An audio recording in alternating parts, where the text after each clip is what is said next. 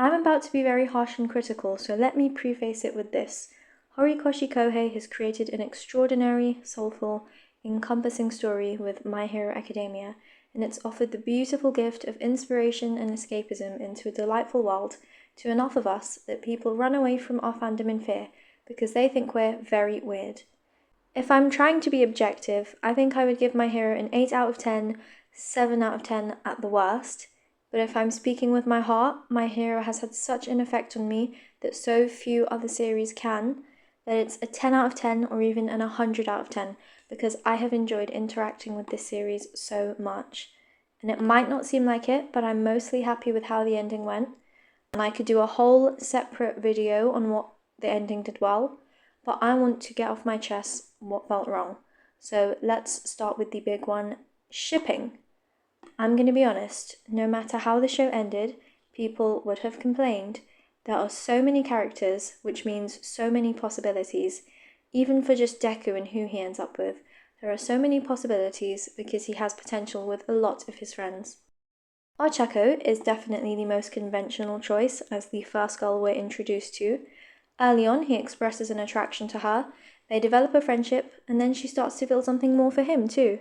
Then things seem to fall off, and Horikoshi himself acknowledges this because they are busy dealing with much more demanding things, and Ochako says, I'm going to put this away because a romantic relationship is not the priority, and that means their development doesn't go anywhere else because their feelings are sidelined. Now, I would love to find a shonen where the romance coincides with other aspects of the plot, like we see in a lot of other TV shows, but for My Hero, this is not the case. For that reason, I am fine that Deku and Ochako were not forced together right at the end because I think they're lacking in terms of build-up. This is not necessarily a flaw, since this isn't a romance anime, and I also think there's no reason why all shonens should end with putting the main characters into a relationship for no reason, especially one about Deku becoming a hero who can save people like All Might, his idol, who is also single.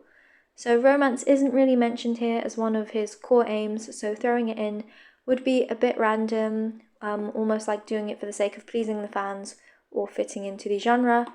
They're also like 26, 27 at the end, so the perfect age for a more interesting romantic development in the hypothetical sequel that I am praying for.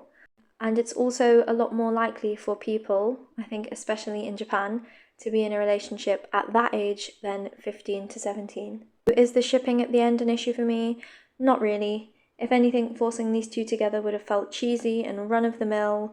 There is no way those final chapters could have filled in enough of their relationship development. So I'm quite glad we get these pictures that confirm visually that they're still close and important to each other, without explicitly saying, oh, by the way, Ochako and Izuku are in a relationship now.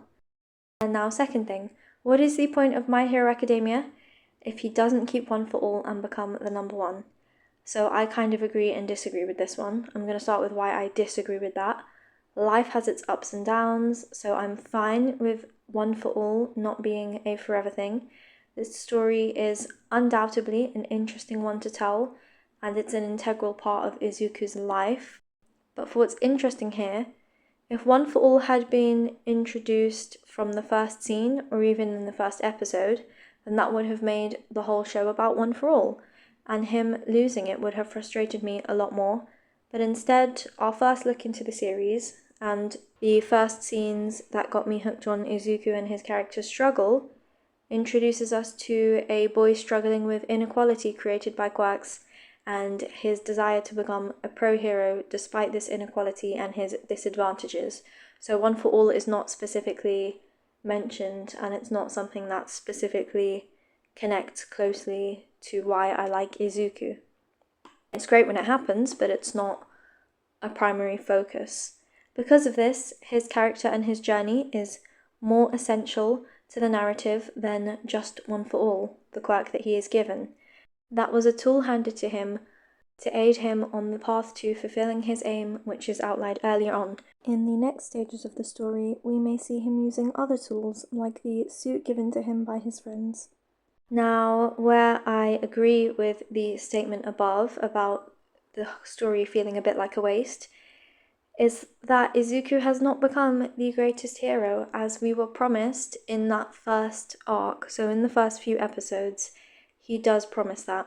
He doesn't say one for all made me the greatest hero, but he does say, this is the story of how I became the greatest hero. He's become a pro-hero, but we were promised more than that. So it does strongly feel like Horikoshi is setting up a sequel because of this.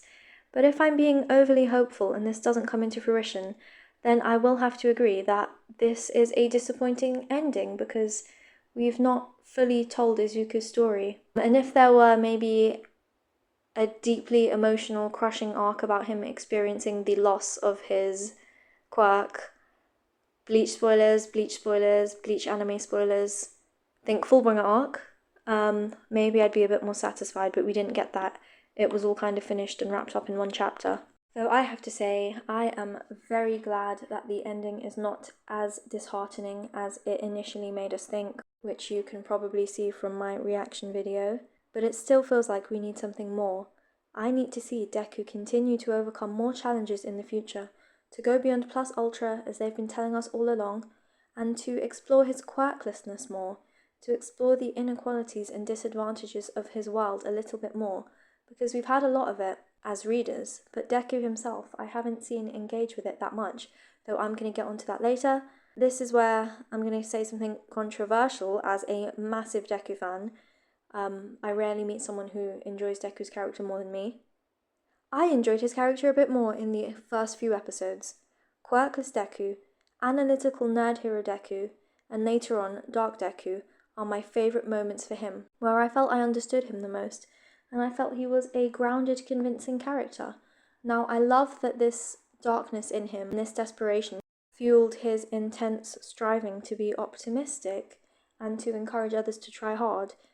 But at the same time, it felt a bit like Sports Festival Deku was a bit too perfect, a bit too goody two-shoes compared to the raw energy that he had in episode 1 as somebody existing in a situation where he's fundamentally disadvantaged compared to others and he has been robbed of his dream, even though he's living in this ideal fantasy world where dreams have come true for so many around him. That made him really interesting. And that leads on to the next point. Did Deku serve his role as the main character well? Was he a good main character? As I said in the reaction video, it's interesting that Hawks is the one to solve the problem of heroes being mistreated and overburdened in society more than Deku did. I'm going to say Deku and his character arc hardly contribute to this plotline of benefiting the world as a whole for heroes. For characters like Endeavor, this was the same. He has an amazing plotline about facing up to responsibilities and how a hero's reputation can be very different from who he is behind doors, and the absolute shit show that follows with that truth coming out. And also how All Might's reputation set up a standard that was too high for everyone after him. And this forced him to carve out a new identity for himself in the face of all this doubt, which really complicates our idea of what it means to be a hero and how easy and glorified it can be. That's amazing. It's also quite separate from Deku. Now, it's amazing to have a cast of supporting characters that take on these bigger roles in the narrative, but at what point do they start to overshadow our main character, Deku, and better tackle the themes of the story than him? Sure, Deku is at the heart of the major fights, and we follow his perspective, but he doesn't seem to be at the heart of the key themes or the key goals of the series. He's not grappling with the all men are not made equally that well throughout the series, or the complications of becoming a pro-hero, not a ho-hero. All Might, Aizawa and even Mirio have these great storylines, which goes to show that Horikoshi is really good at writing adults. Hint, I hope he can tell this, and I hope he wants to write adults, and that makes him put something out for these characters when they're a bit older. Even other characters like Ida and Shoto felt at times like they were less relevant to the grander narratives than their adult counterparts. I loved Shoto so much after the sports festival fight when we were introduced to him and his issues, and so many others were on the same wavelength with me where we were all just fascinated by Shoto, and he was everywhere. He was all over the internet, all over TikTok and Instagram. You couldn't escape him. But at some point, Enji replaced him as the main force tackling their family's issues in the storyline. That's so frustrating. At some point, My Hero Academia started to feel like the story about these adults in Deva and Hawks and Toya Todoroki solving all these problems, and the kids were kind of just kids in the background doing their own separate thing. So to conclude this point, Deku was a good main character, but I can see so much more potential in him and in Shoto, and Bakugo actually exceeded my expectations so many times, which is why he's my favourite character, but I could see more for him too. I don't feel fully satisfied with Deku's conclusion because of this, nor with Shoto's, or even with Shinso's or Ida's. Kaminari's, Momo's, the list could go on. There are so many amazing characters, but how many of them have actually had their understanding of what it means to be a hero truly pushed and challenged in a way that our adult characters did? Do you see what I mean? The problem is that Horikoshi has created such a vibrant cast of brilliant characters that our collective imaginations will push further and further, going on to imagine for him what they will be like as adults, how they will develop mentally, what problems they will face, how they will overcome them, who will become the number one, for what duration, and by what means. How does the whole final arc serve as a conclusion to My Hero Academia? The Dabi plotline? I wanted more from Shoto, and David took over, but it was absolutely amazing. It was very enjoyable. It brought out intense emotions. It challenged me so much because I went from being quite invested in Toya to kind of hating him, and then after his death it was like, his death, it was like, why do I feel really empty? Why do I miss the years I felt trying to convince people that he was in fact Shoto's brother? That was just really interesting. The Aizawa, Mike and Kurogiri plotline, again, touched on some excellent moments, but felt rushed and sidelined. I wonder if this was an editor's intervening thing, because I do feel like Horikoshi knows how to write a good story because we've seen it so many times. I know I shouldn't make comparisons, but this whole thing felt like a watered-down rehash of Kakashi's plot struggle in later Naruto that I will not spoil. But if you've seen that, you probably know what I mean when you compare the two.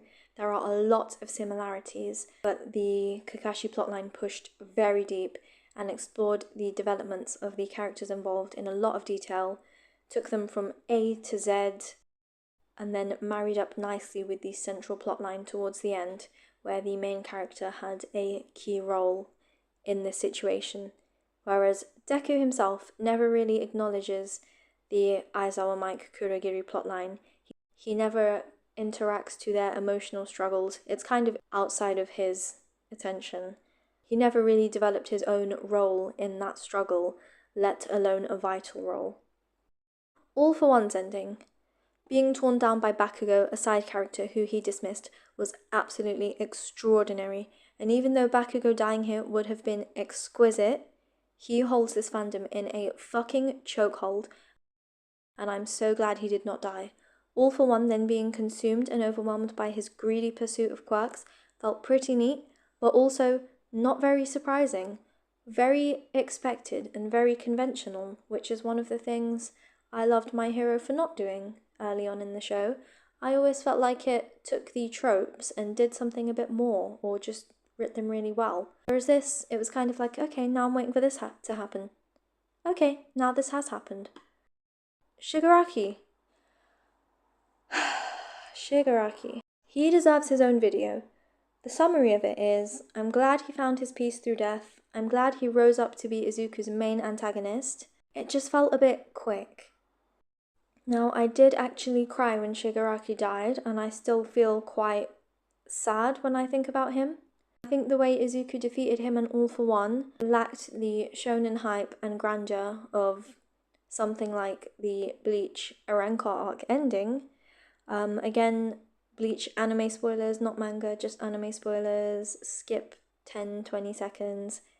Ichigo defeating Aizen was so hype, it had me screaming, it pushed Ichigo to beyond what I expected.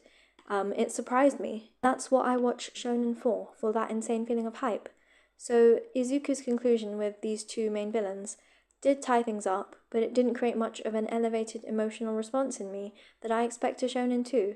And this is weird because early My Hero did this constantly, surprising me and impressing me with Horikoshi's writing, so I'm not sure why the end seemed to do this less and less in these final arcs.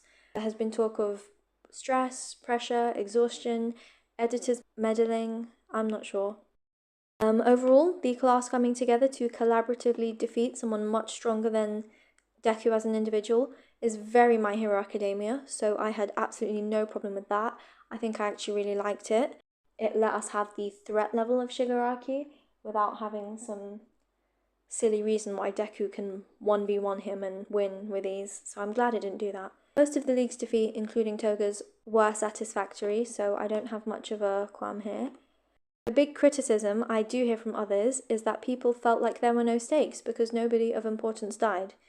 On the opposite to this, we have the so-called toxic, crazy My Hero fans who take it a bit too seriously and have meltdowns and cry and collect figures and do things to those figures like rituals and, all of that. I definitely lean towards that crazy My Hero fan label, or at least I did when I was 15. So to me, the thought of anything happening to these characters and these characters losing the bliss of these silly little moments created enough of a stake that I didn't need to see a main character die, because I'm already ridiculously attached to a lot of these characters. For those who did not form these intense attachments to these characters, I do wonder why, just because that wasn't my experience with the show. Because yeah, the fandom is so divided. Half seem a bit too attached, and others too little. So if you think you have an answer for me, I'd genuinely love to hear it in the comments. The Aoyama traitor thing. It disappointed the setup. It wasn't the worst thing in the world, but it was overhyped by all the build-up back in the camp arc, where it was like, this is not adding up. Someone among us is betraying us. And I remember the days of everyone collecting bits of evidence about Kaminari and even Karishma and Mina and Hagakure and, trying to say they weren't here at this time or they kept their mouth shut about this. There was such a thrill and there was so much speculation on the danger and the stakes and the impact of what could come with this traitor reveal. But Aoyama was neither a threat nor somebody who the other characters were emotionally invested in, nor somebody who many of the readers were emotionally invested in. So overall, his traitor arc did lack the impact that I expected. But those are the issues that I have with My Hero. If you think I've missed anything out, let me know and I'll try and develop an opinion of that. Overall, I think I'd give this final arc a 6 out of 10 compared to other My Hero arcs.